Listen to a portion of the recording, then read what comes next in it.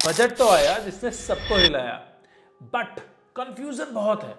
बहुत सारे लोग अलग अलग बातें कर रहे हैं, इसीलिए ये video to remove the myth. For an example, old regime versus new regime, कितनी सैलरी पे, क्या हमारा 12.5 लाख से ऊपर की सैलरी है तो वहाँ कोई सेविंग नहीं है। विल टॉक अबाउट कि भाई इवेंचुअली इस साल की सैलरी पे अप्लाई होगा कि नहीं होगा, और कौन कौन सी इनकम पे अप्लाई होगा।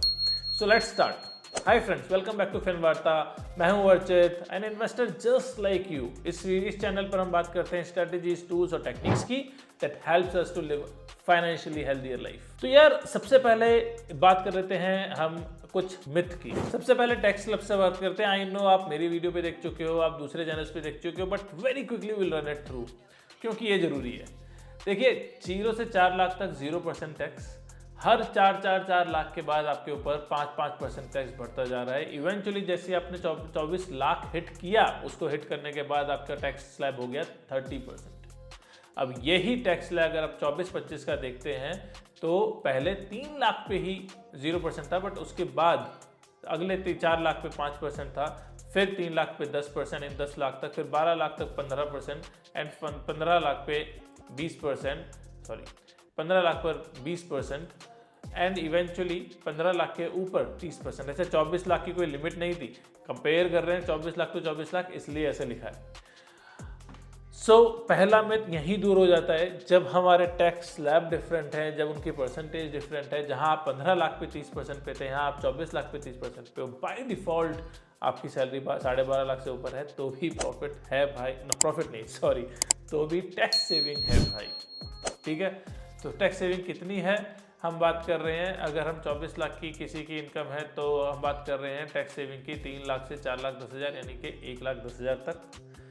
12 लाख की सैलरी पे of course there is no tax, nil tax. 12 lakh plus 75,000 जो कि स्टैंडर्ड डिडक्शन है, तो 12,75,000 तक नो टैक्स। तो एक बड़ी जनसंख्या ऑफ दोज स्मॉल सबसेट जो बेचारे टैक्स पे करते हैं, उनमें से एक बड़ी संख्या में कुछ लोग हैं जिनकी 12-12.5 लाख तक की सैलरी है, तो वहाँ पर उनको एक बेनिफिट मिला है। ठीक है, कितना मिला है वो अपन अभी देखेंगे, आगे जाके एक डिटेल में देखेंगे। दूसरी इंपॉर्टेंट मिथ जो अभी दूर कर देना चाहिए वो ये कि इस पूरी सेविंग को आप इस साल नहीं दिखा सकते, आपको इस साल नहीं मिलने वाली है saving. This saving is for the next year. Assessment year 25-26 का मतलब है जब आपकी इनकम शुरू होती है 1 अप्रैल से 2025 से लेके 31 मार्च 2026 तक। इसके बीच में जो इनकम है ना, उसके ऊपर आप ये सेविंग कर सकते हैं।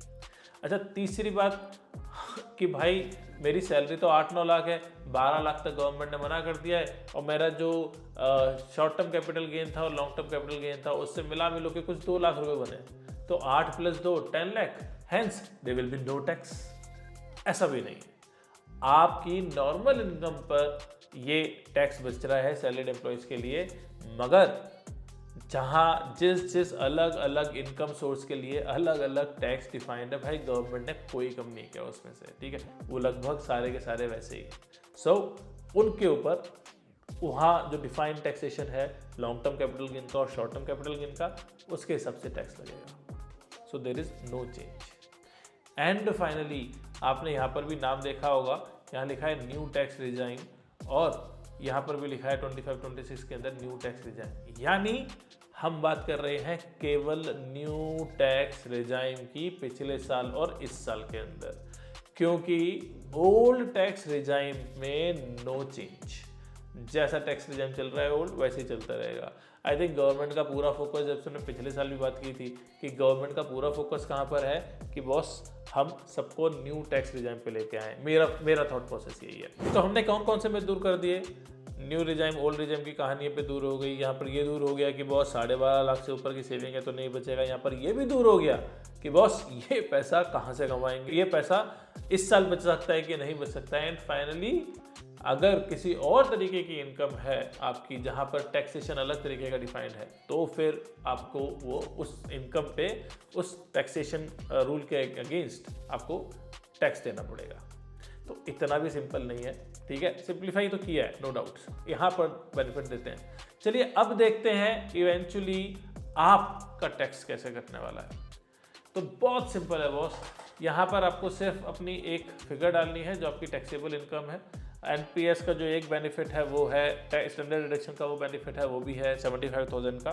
उसके बाद आपकी जो आपकी टैक्सेबल इनकम बनती है वो आप यहाँ डालेंगे। मान लीजिए अभी टैक्सेबल इनकम डाली हुई है 30 लाख, यहाँ आपका पहले के हिसाब से बन रहा था करीबन 5,90,000, अब के हिसाब से बन रहा है 4,80,000। तो आपके पास जो पैसा बचा वो 1,10,000।